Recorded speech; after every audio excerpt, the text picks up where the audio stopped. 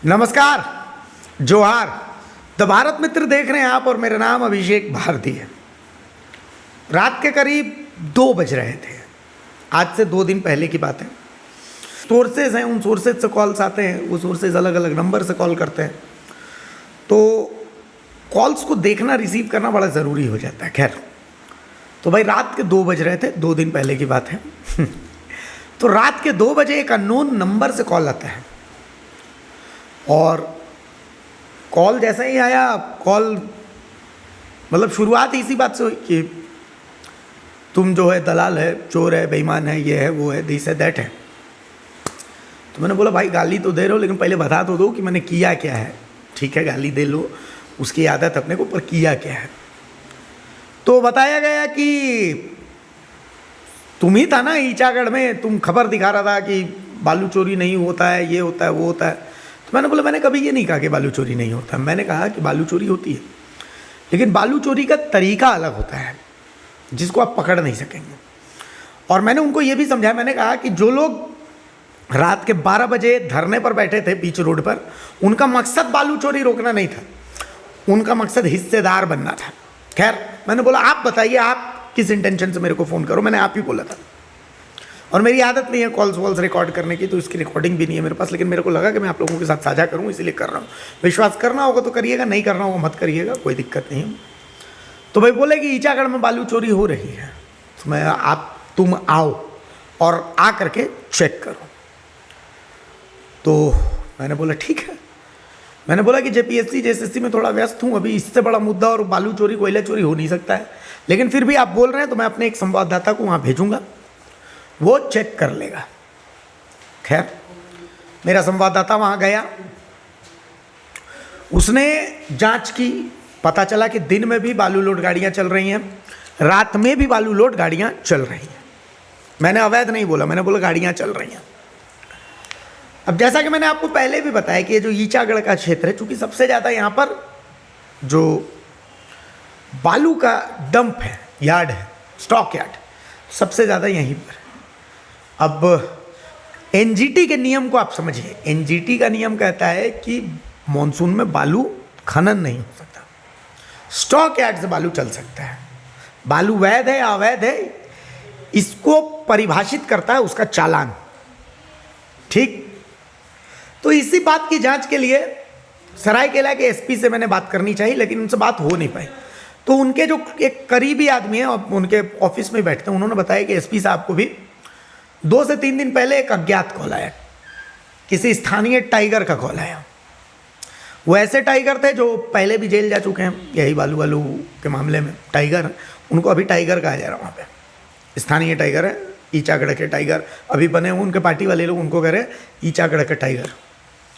तो एसपी साहब को उन्होंने एक दिन सूचना दी, तो एसपी ने जिला खनन जो अधिकारी हैं उनको जानकारी दी कि भाई ऐसी ऐसी बात है, पता कीजिए। जिला खनन अधिकारी ने रात में घूम करके छापा मारा, कुछ गाड़ियों को उन्होंने रोका भी, तो वो गाड़ियाँ चालान पर निकली। उन्होंने बोला जाइए, चूँकि चालान वाली गाड़ियाँ हैं।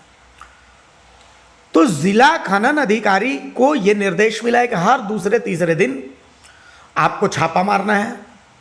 हर दूसरे तीसरे दिन, हफ्ते में 2 दिन 3 दिन आपको छापा मारना, रात में कैंप करना है। और जिला खनन पदाधिकारी के निर्देश पर खनन इंस्पेक्टर ने छापा मारा भी था, लेकिन उनको कुछ मिला नहीं।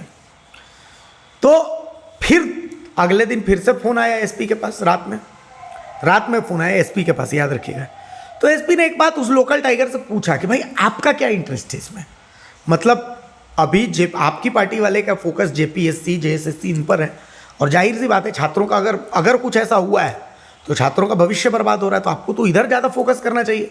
क्या आपका कोई पर्सनल इंटरेस्ट है क्या इसमें?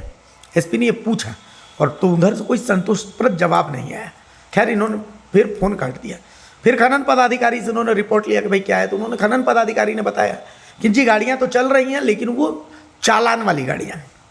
हाँ, इस बात की गारंटी मैं नहीं ले सकता कि कोई गाड़ी है तो उसमें ओवरलोड अगर माल जा रहा होगा तो वो अभिषेक भारती कैसे कर सकता। मान लिया किसी में 100 CFT 200 CFT बालू अगर ओवरलोड जा रहा है, जो मेरी जांच में सामने है, मैं आपको वो बता रहा हूँ, और हम जो पुख्ता बात है वही बता रहे हैं।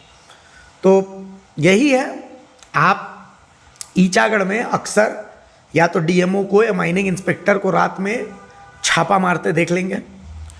अक्सर हफ्ते में 2 से 3 दिन वो रात में छापामारी करेंगे, गाड़ियों को रोकेंगे, गाड़ियों से चालान मांगेंगे। अगर गाड़ियों में चालान होगा तो गाड़ियाँ चली जाएंगी, चालान नहीं होगा तो गाड़ियाँ नहीं जाएंगी। अब सवाल है कि हो सकता है कि मैं जो देख पा रहा हूँ वो आप नहीं देख पा रहा हूँ, जो आप देख रहे हो मैं नहीं देख पा रहा हूँ। मैं इस बात का खंडन नहीं कर रहा है कि अवैध खनन नहीं हो रहा होगा, हो ही रहा होगा, हो सकता है।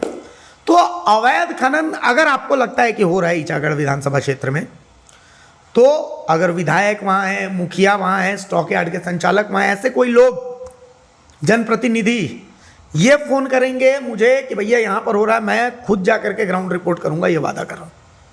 लेकिन अगर कोई टाइगर बिलार बन करके अपने फ़ायदे के लिए रात के 2 बजे मुझे फ़ोन करेगा या करवाएगा, मैं बता रहा हूँ, ठीक है, तो उस आधार पर किसी के निजी फायदे के लिए मैं रिपोर्ट करने नहीं जाऊँगा, ठीक है। उस आधार पर तो मैंने अपनी जांच जो है, मैंने चूँकि एक पत्रकार का काम है कि पहले जांच वांच कर ले, उसके बाद ही। हाँ, अब 1 ट्रैक्टर 2 ट्रैक्टर अगर चल रहा होगा तो वो अलग बात है, वो जो जीने खाने के लिए कर रहा है तो उसको हम इग्नोर मारते हैं, उस पर हम बहुत तवज्जो देते भी नहीं।